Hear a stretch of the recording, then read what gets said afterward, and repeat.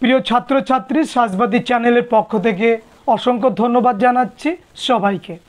আমরা আজকে ক্লাস 10 এর সপ্তম অধ্যায়ের কিছু গুরুত্বপূর্ণ 4 নম্বরের প্রশ্ন বলে দেব এবং পাশাপাশি কিছু ছোট প্রশ্ন তোমাদের সঙ্গে আজকে আলোচনা করব। এই প্রশ্নগুলো তোমরা অবশ্যই রেডি করবে। প্রথম প্রশ্ন, নারী কর্ম মন্দির প্রতিষ্ঠা করেছিলেন কে? উর্মিলা দেবী। দীপালি সংঘ প্রতিষ্ঠা করেছিলেন কে? লীলা নাগরায়। খুব ইম্পর্ট্যান্ট আছে এবছর দীপালি সংঘ। এবং 4 নম্বরের জন্য এটা টিকা হিসাবে, দলিতদের হরিজন আখ্যা দিয়েছিলেন কে? মহাত্মা গান্ধী। মাস্টারদের নামে পরিচিত ছিলেন কে? সূর্য সেন। বাংলার গভর্নর স্ট্যানলি জ্যাকসনকে হত্যা করার চেষ্টা করেন কে? বীণা দাস। ভাইকম সত্যাগ্রহ অনুষ্ঠিত হয়েছিল কোথায়? মালাবার উপকূলে। মাদ্রাজে আত্মসম্মান আন্দোলন শুরু করেন কে? রামস্বামী নাইকার। সূর্য সেন প্রতিষ্ঠিত দলের নাম কি ছিল? Indian Republican army. Rashid Ali দিবস পালন করা হয় কত সালে? 12ই ফেব্রুয়ারি 1946। ভারতের নাইটিঙ্গেল নামে পরিচিত কে? সরোজিনী নাইডু বা ভারতের বুলবুল বলা হয়। সত্যশোধক সমাজ গঠন করেন কে? জ্যোতিবা ফুলে। ডন সোসাইটি প্রতিষ্ঠা করেন কে? সতীশচন্দ্র মুখোপাধ্যায়। ভাইকম সত্যাগ্রহ পরিচালনা করেন কে? শ্রী নারায়ণ গুরু। স্বদেশী আন্দোলন পর্বে লক্ষ্মীর ভাণ্ডার প্রতিষ্ঠা করেন কে? সরলা দেবী চৌধুরানী। প্রতাপাদিত্য উৎসব ও বীরাষ্টমীর ব্রত চালু করেছিলেন কে? সরলা দেবী চৌধুরানী। বঙ্গভঙ্গের দিন 16ই অক্টোবর 1905 সালে অরন্ধনের ডাক দিয়েছিলেন কে? কৃষ্ণকুমার মিত্র সঞ্জীবনী পত্রিকায়। পরের প্রশ্নগুলো আমরা একটু দেখে নিই। জয়শ্রী পত্রিকাটি প্রকাশ করেন কে? লীলা নাগরায়। বাংলার মতুয়া ধর্মের প্রবর্তক ছিলেন কে? হরিচাঁদ ঠাকুর। দীপালি সংঘ প্রতিষ্ঠিত হয়েছিল কোথায়? ঢাকাতে। রাষ্ট্রীয় স্ত্রী সংঘ প্রতিষ্ঠা করেন কে? সরোজিনী নাইডু। অনুশীলন সমিতি প্রতিষ্ঠা করেন কে? সতীশচন্দ্র বসু। গোলামগিরি গ্রন্থটির লেখক কে? জ্যোতিবা ফুলে। ভারত স্ত্রী মহামণ্ডল প্রতিষ্ঠা করেন কে? সরলা দেবী চৌধুরানী। লক্ষ্মীর ভাণ্ডার ব্রতকথা কে রচনা করেন? রমেন্দ্র সুন্দর ত্রিবেদী। এজাভা সম্প্রদায়ের অন্যতম নেতা কে ছিলেন? নারায়ণ গুরু। নারী সত্যাগ্রহ সমিতি প্রতিষ্ঠিত হয়েছিল কোন আন্দোলনের সময়? অসহযোগ আন্দোলনের সময়। বঙ্গভঙ্গ বিরোধী আন্দোলন হয়েছিল কবে? 1905 সালে। মাতঙ্গিনী হাজরা ভাষণ আন্দোলনে অংশগ্রহণ করেছিলেন যে স্থানে, সেটা কোথায়? মেদিনীপুরের তমলুকে। চট্টগ্রাম হস্তকার লুণ্ঠনের নেতৃত্ব দেন কে? সূর্য সেন। বুড়ি বালামের তীরে ব্রিটিশ পুলিশের সঙ্গে খণ্ডযুদ্ধ নেতৃত্ব দিয়েছিলেন কে? বাঘা যতীন। বেঙ্গল ভলেন্টিয়ার্সের প্রতিষ্ঠাতা কে? হেমচন্দ্র ঘোষ। ভারত ছাড়ো আন্দোলনে কংগ্রেসের ভয়েস অফ ফ্রিডম সেন্টারের গোপন বেতার কেন্দ্র পরিচালনা করেন কে? উষা মেহতা। চট্টগ্রামের ইউরোপিয়ান ক্লাব আক্রমণের নেতৃত্ব দিয়েছিলেন কে? প্রীতিলতা ওয়েদ্দেদার। সখী সমিতি গঠন করেন কে? স্বর্ণকুমারী দেবী। আইন অমান্য আন্দোলনের সঙ্গে যুক্ত ছিলেন বীণা দাস, কমলা দেবী চট্টোপাধ্যায়, কল্পনা দত্ত, রোকেয়া সাখাওয়াত হোসেন। এর মধ্যে কে? উত্তর কমলা দেবী চট্টোপাধ্যায়। সরলা দেবী চৌধুরানী লক্ষ্মীর ভাণ্ডার গড়ে তোলেন কিসের জন্য?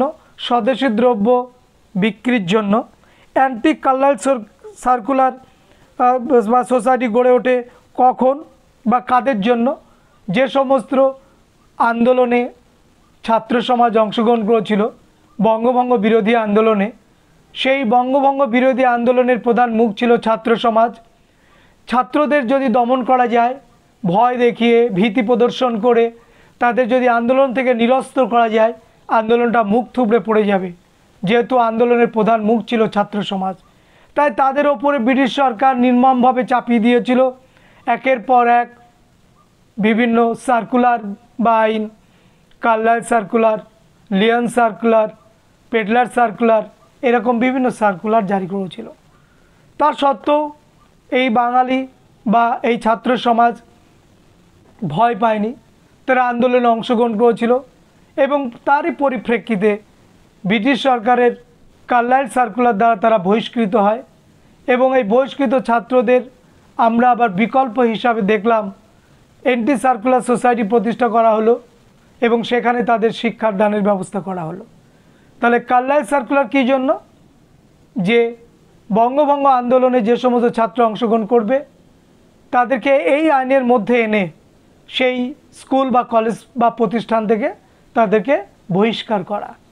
নেক্সট হচ্ছে রশিদ আলী দিবস পালিত হয়েছিল কার মুক্তির দাবিতে? মানে রশিদ আলী দিবস এটা কার মুক্তির দাবিতে?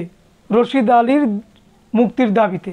এবার প্রশ্ন হচ্ছে রশিদ আলীকে আজাদ হিন্দ বাহিনীর বীর সেনা ছিল, তার মুক্তির দাবিতে। নারী সত্যাগ্রহ সমিতি গড়ে তোলেন কি? আমরা জানি বাসন্তী দেবী। ভারতে বিপ্লববাদের জনককে? বাসুদেব বলবন্ত ফাতকে, মহারাষ্ট্রে, তোমরা জানো। প্রথম দেবদাসী প্রথার বিলোপের জন্য বিল আনেন কে?